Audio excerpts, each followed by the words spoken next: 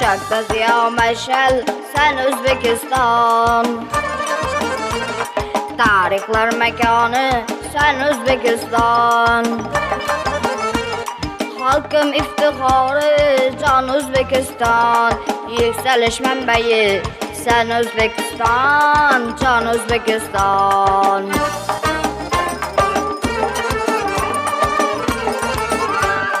Iqboling parlagi jon O'zbekiston. Mehnatda sharafli jon O'zbekiston. Boyliklar diyori sen O'zbekiston.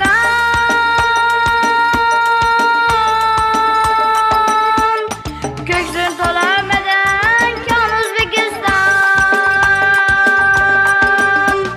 Ta'rifing aylashgan ojizdir dilim. Mashhursan olamda yuksalgan ilim. Sarbonim yurtboshim Makkamdir bilim.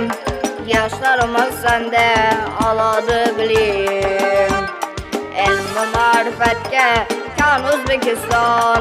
Ilm-u ma'rifatga kon O'zbekiston. Komildir madadkor jon O'zbekiston, jon O'zbekiston.